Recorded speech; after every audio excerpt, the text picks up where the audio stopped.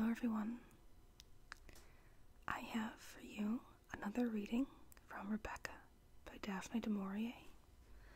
I'm hoping to do 2 chapters just to make it a little bit longer. Because I know, at least for me, if a video's under 20 minutes, I don't usually watch it. At least not to fall asleep, just to relax. But a lot of people watch these to fall asleep, so I thought I'd try and do 2 chapters. I hope you enjoy this. I know it hasn't been getting a lot of views, but it's not really about the views. I enjoy doing them, and I know some people have enjoyed them. So, here is Chapter 2 of Rebecca by Daphne du Maurier.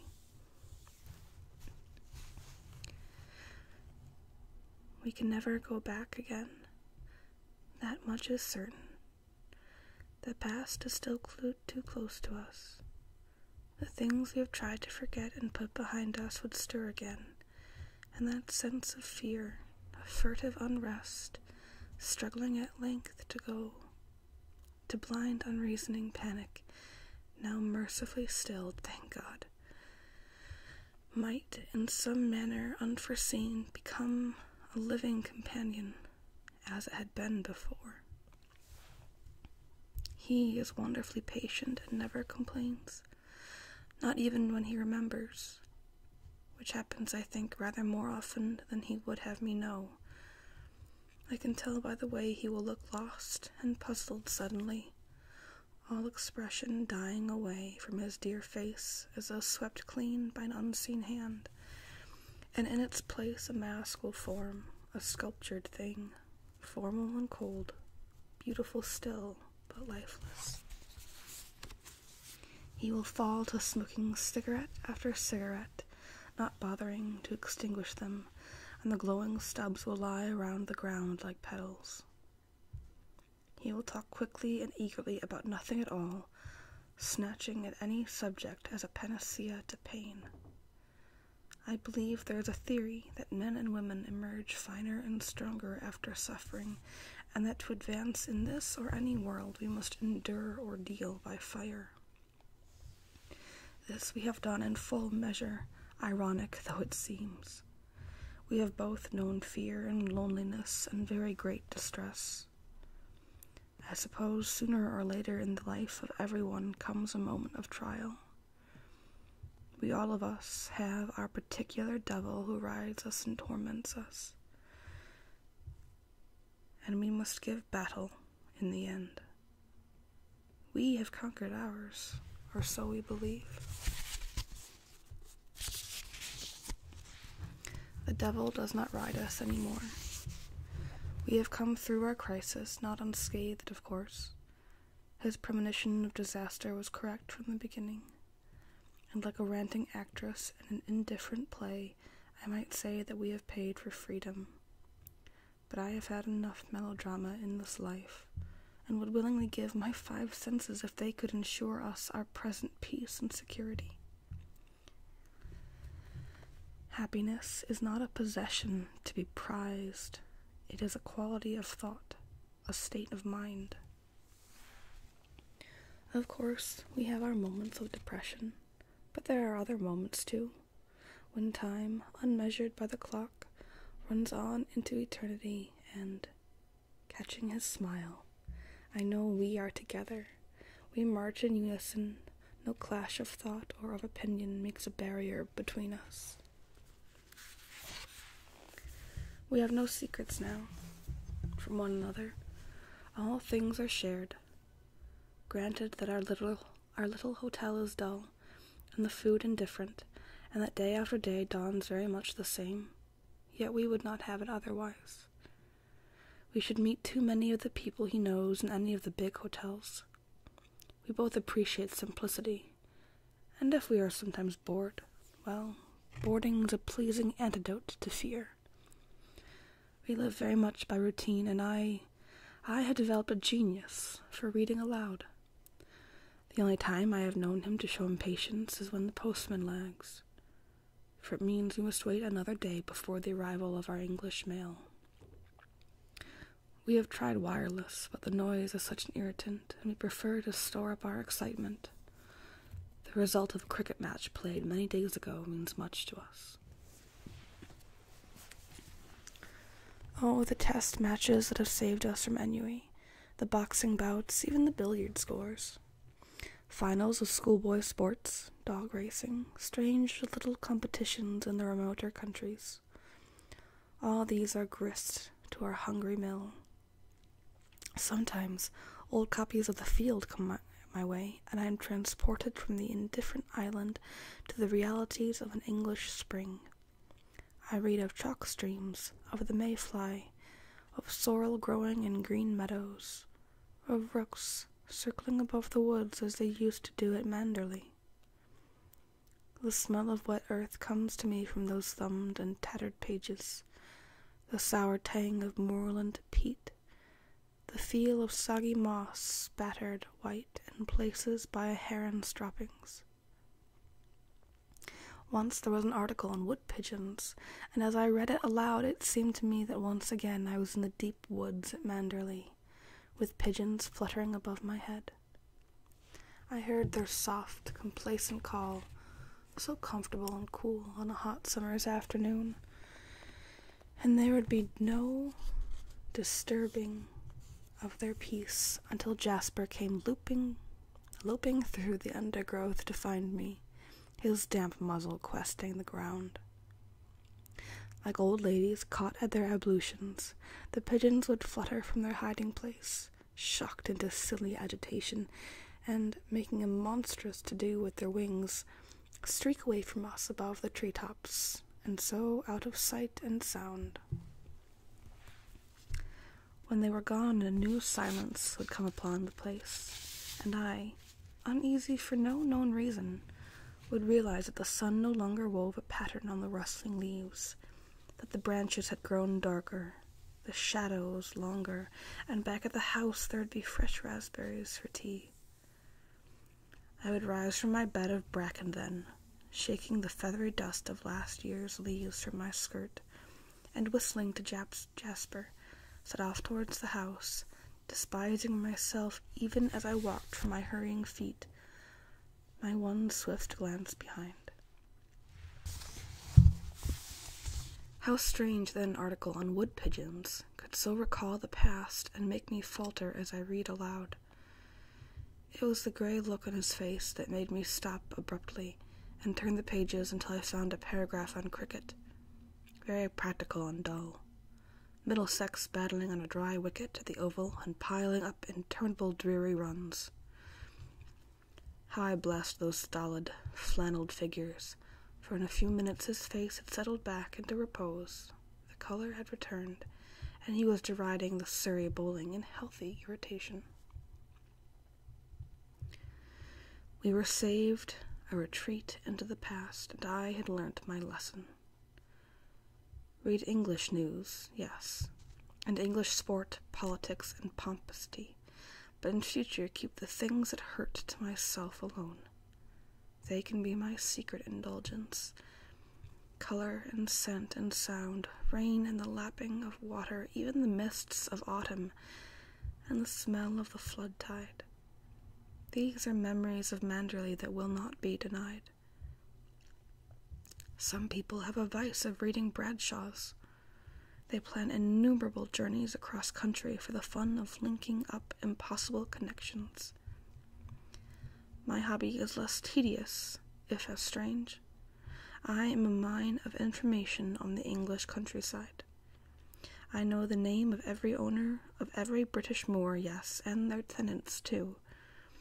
I know how many grouse are killed, how many partridge, how many head of deer. I know where trout are rising and where the salmon leap. I tend all meets. I follow every run. Even the names of those who walk hound puppies are familiar to me. The state of the crops, the price of fat cattle, the mysterious ailments of swine, I relish them all. A poor pastime, perhaps, not a very intellectual one, but I breathe the air of England as I read, and can face this glittering sky with greater courage. The scrubby vineyards and the crumbling stones become things of no account, for if I wish, I can give rein to my imagination and pick foxglove and pale campions from a wet, streaking hedge. Poor whims of fancy, tender and unharsh. They are the enemy to bitterness and regret, and sweeten this exile we have brought upon ourselves. Because of them, I can enjoy my afternoon and return, smiling and refreshed, to face the little ritual of our tea. The order never varies. 2 slices of bread and butter each, and China tea. What a hide-bound couple we must seem, clinging to custom because we did so in England. Here on this clean balcony, white and impersonal with centuries of sun, I think of 4:30 at Manderley, and the table drawn before the library fire. The door flung open, punctual to the minute, and the performance, never varying, of the laying of the tea, the silver tray, the kettle, the snowy cloth, while Jasper, his spaniel ears a-droop, feigns indifference to the arrival of the cakes.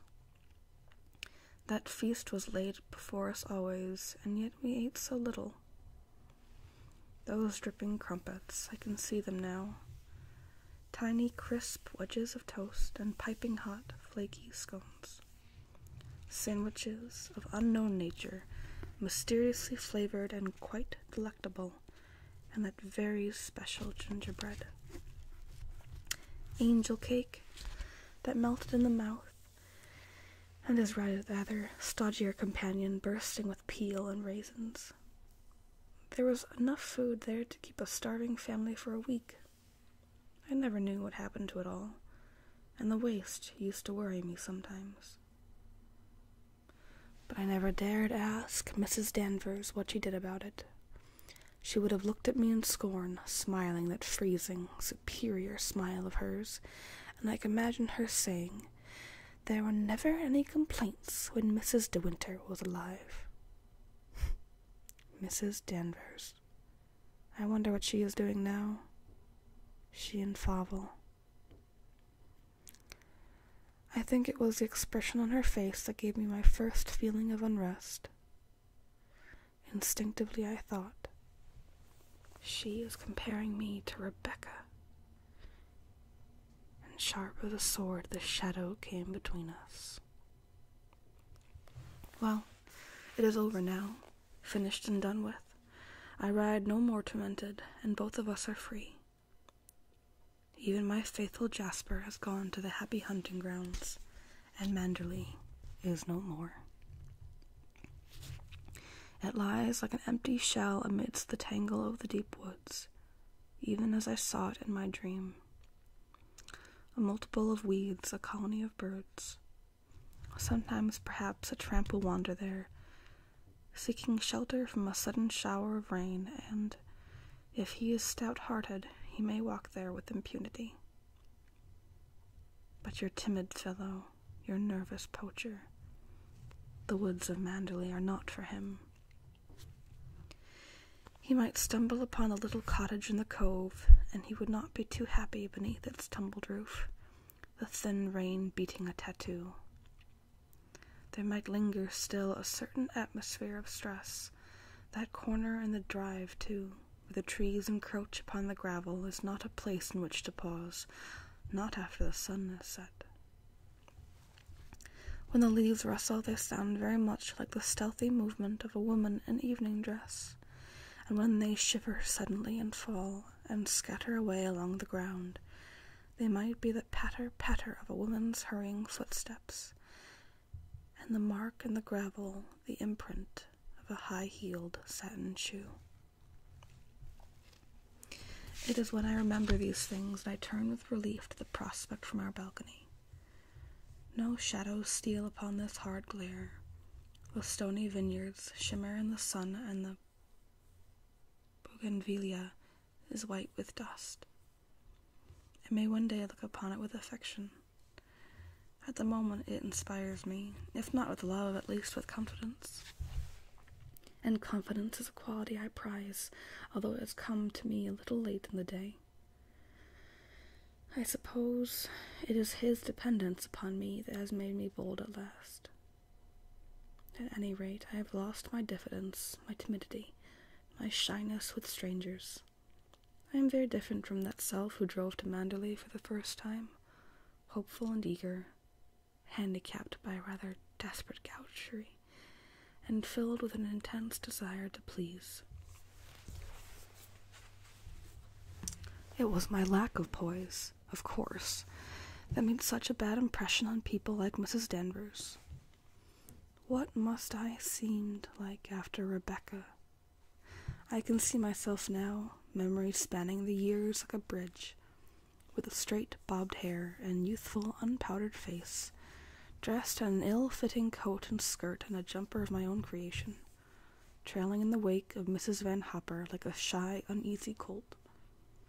She would precede me into lunch, her short body ill-balanced upon tottering high heels, her fussy, frilly blouse a complement to her large bosom and swinging hips, her new hat pierced with a monster quill aslant upon her head, exposing a wide expanse of forehead, bare as a schoolboy's knee. One hand carried a gigantic bag, the kind that holds passports, engagement diaries, and bridge scores, while the other hand toyed with that inevitable lorgnette, the enemy to other people's privacy. She would make for her usual table in the corner of the restaurant, close to the window, and lifting her lorgnette to her small pig's eyes, survey the scene to the right and left of her, then would let the lorgnette fall at length upon its black ribbon, and utter a little exclamation of disgust.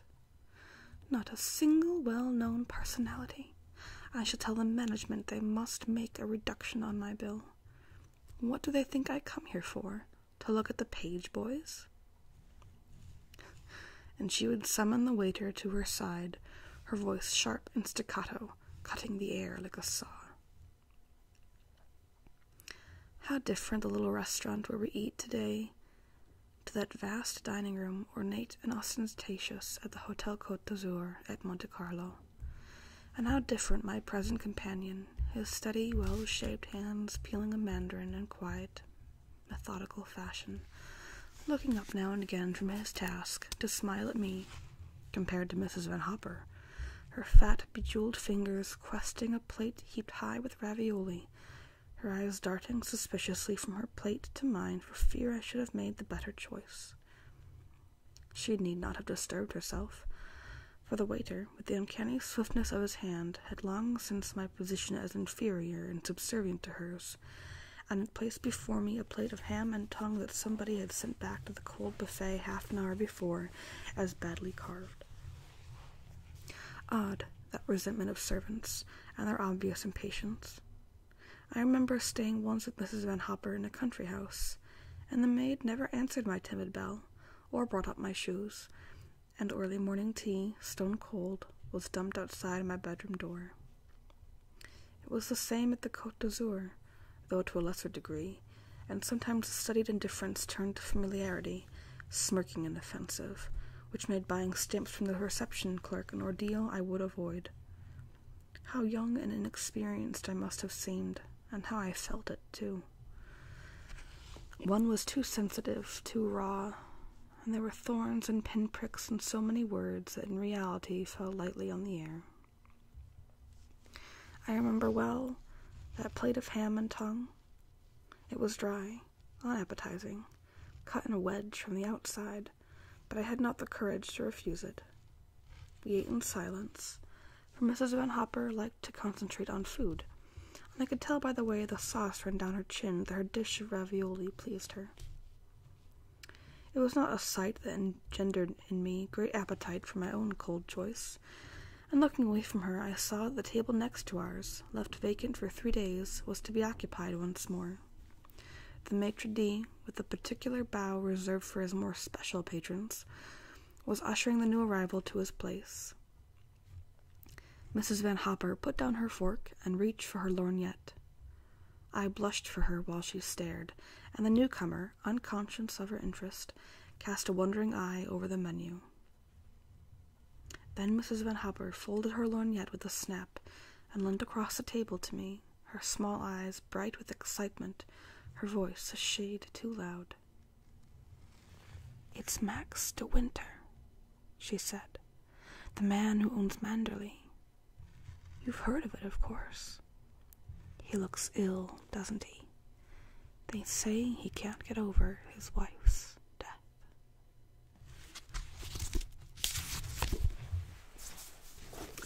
So that's the end of chapter 2. We're around almost at 21 minutes right now, so I won't do chapter 3. But I do apologize, I know I stumbled over some of the words. It's 7 a.m. And there were actually a few words that I didn't know, which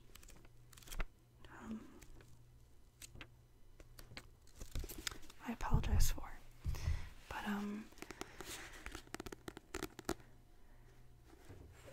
it's really I'm quite a book nerd, and I'm sitting here just getting very excited. So yes, so now we have already been introduced to Manderley in chapter 1, and we know something terrible happened during his marriage to the second Mrs. De Winter, and we know that they are now no longer in England, and she is reminiscing about the day that she first spied her husband, Max de Winter, who was recovering from the death of his wife.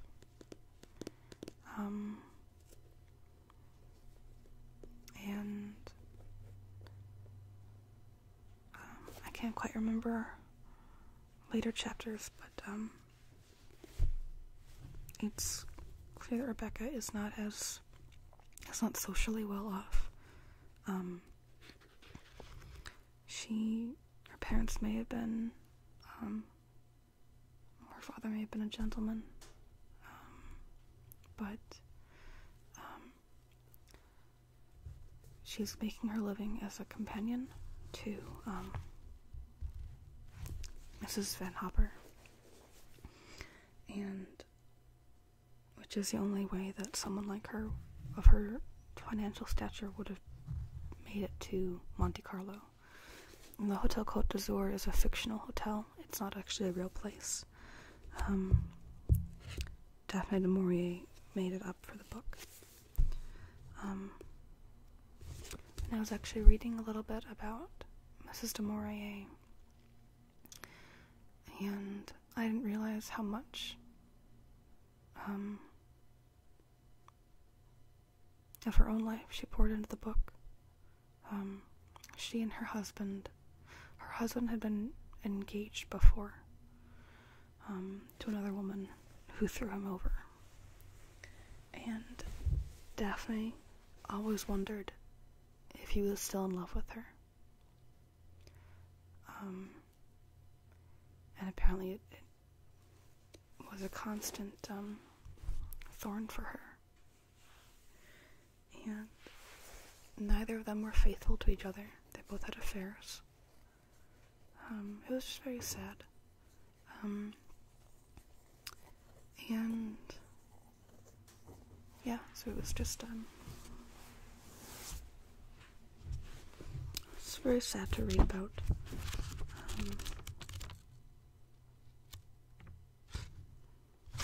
Although her husband didn't do what Mr. De Winter did. So